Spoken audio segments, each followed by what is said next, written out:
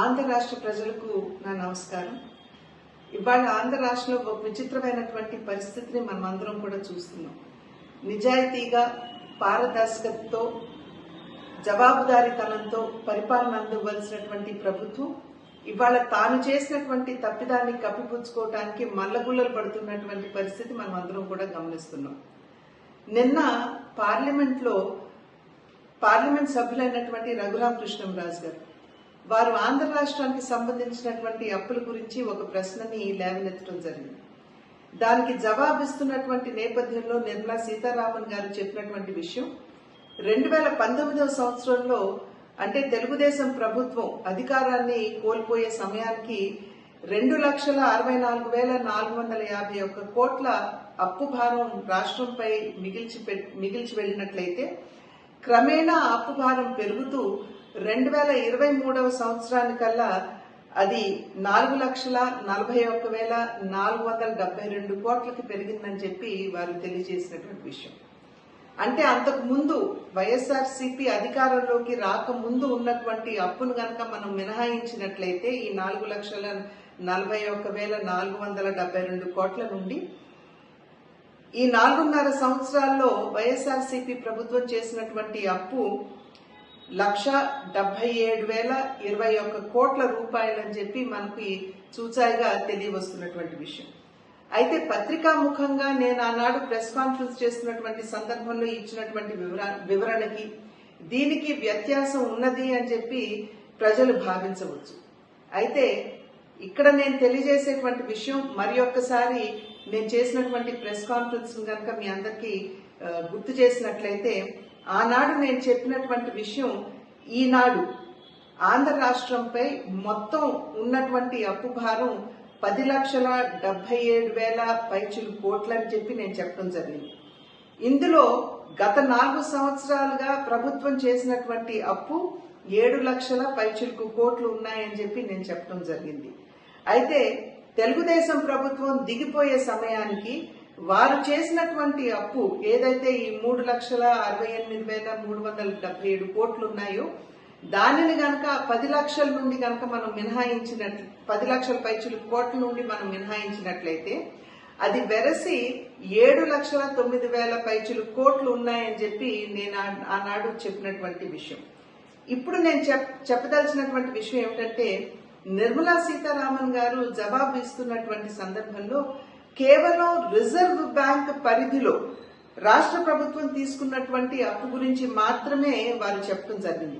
వారు ఇచ్చినటువంటి సమాధానంలో చాలా స్పష్టంగా రిజర్వ్ బ్యాంక్ స్టేట్ ఫైనాన్సెస్ కి సంబంధించి ఇచ్చినటువంటి రిపోర్ట్ లో ఈ రకంగా ఉన్నది అని చెప్పి వారు చెప్పడం జరిగింది.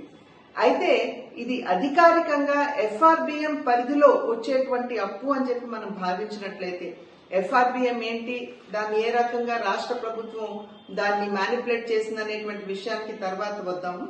అయితే రిజర్వ్ బ్యాంక్ పరిధిలో ఎఫ్ఆర్బిఎం పరిధిలో తీసుకున్నటువంటి అప్పు మాత్రమే నిర్మలా సీతారామన్ గారు ఉటంకించి చెప్పడం జరిగింది.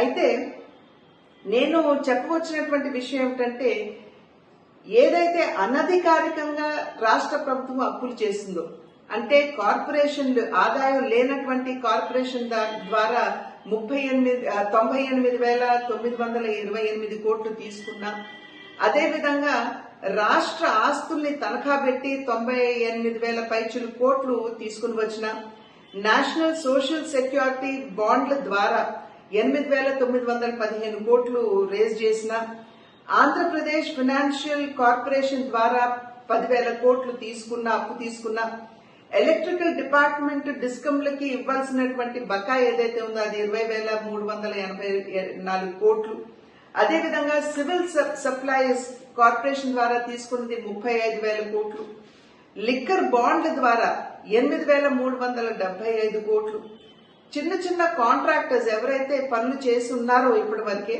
వారికి మరియు సప్లైయర్స్ కి ఇవ్వాల్సినటువంటి బిల్లులు బకాయిలు ఏవైతే ఉన్నాయో అవి 71 కోట్లు, ఉద్యోగస్తులకి ఇవ్వాల్సినటువంటి పెండింగ్ బకాయిలు 33,000 కోట్లు, వివిధ సంస్థలు అంటే ప్రభుత్వ సంస్థలు వేసుకున్నటువంటి ఫిక్స్డ్ డిపాజిట్లని వెనక్కి తీసుకున్నటువంటివి 11,170 కోట్లు, పబ్లిక్ అకౌంట్ ఫండ్స్ నుండి 26,235 కోట్లు, గ్రామ పంచాయతీలకి గ్రామీణాభివృద్ధిని ఉద్దేశించి గ్రామ పంచాయతీలకు వచ్చినటువంటి వనరులు ఏవైతే ఉన్నాయో 8,868 కోట్లు, అదేవిధంగా జెన్కో ట్రాన్స్కో ఎంప్లాయీస్ కి ఏదైతే పిఎఫ్ ఉంటుందో ప్రావిడెంట్ ఫండ్ ఉంటుందో దాని నుండి 3,600 కోట్లు, జీపీఎఫ్ ఫండ్స్ నుండి 17,000 కోట్లు, ఇలా అధికారికంగా రిజర్వ్ బ్యాంక్ పరిధిలో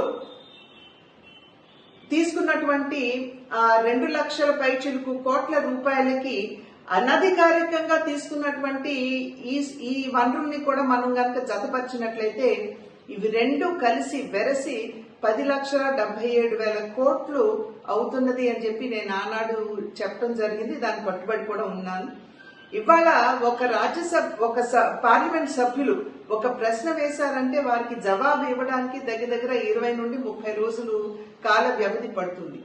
అయితే నేను నిర్మలా సీతారామన్ గారికి ఏదైతే ఈ రిప్రజెంటేషన్ ఇచ్చానో అనధికారికంగా రాష్ట్ర ప్రభుత్వం తీసుకున్న అప్పులు ఏ విధంగా రాష్ట్రాన్ని అప్పుల కూపులోకి నెట్టివేయబడిందో ఈ వివరణ అంతా ఇస్తూ నిర్మలా సీతారామన్ గారికి నేను ఇచ్చినటువంటి వినతి పత్రం ఏదైతే ఉందో అది కేవలం ఒక 4-5 రోజుల క్రితమే వారికి ఇవ్వడం జరిగింది.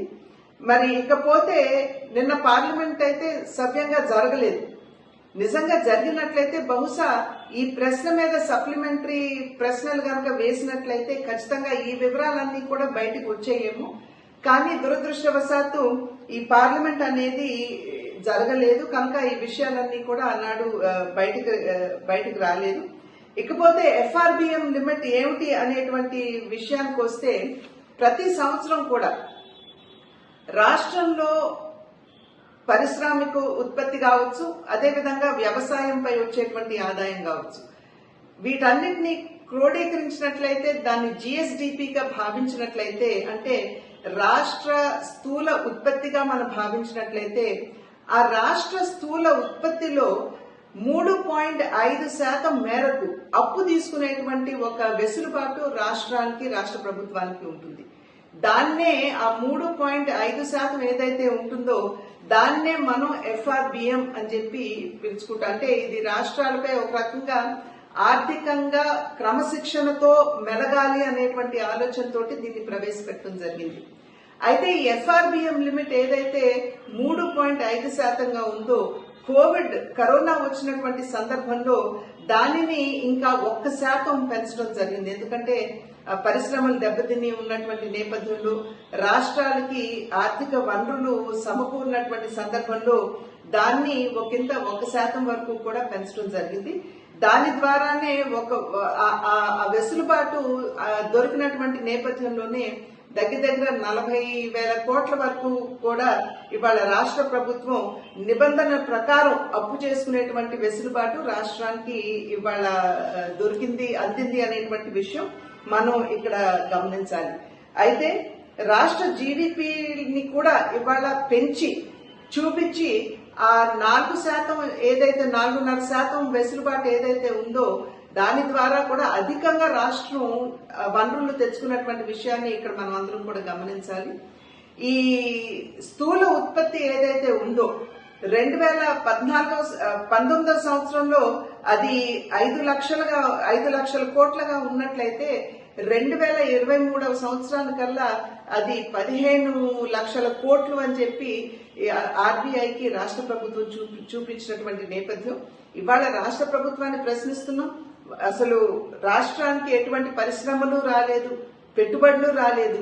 అయితే మన వనరులు ఎలా పెరిగాయి, మన ఆదాయం ఎలా పెరిగింది, మీరు ఏ రకంగా 15 లక్షల కోట్లు ఆదాయం ఉన్నది అని చెప్పి మీరు ఆర్బీఐకి చూపించారో దీని మీద కూడా వివరణ రాష్ట్ర ప్రభుత్వం ఇవాళ రాష్ట్ర ప్రజలకి ఇవ్వాల్సినటువంటి అవసరం చాలా ఉన్నది.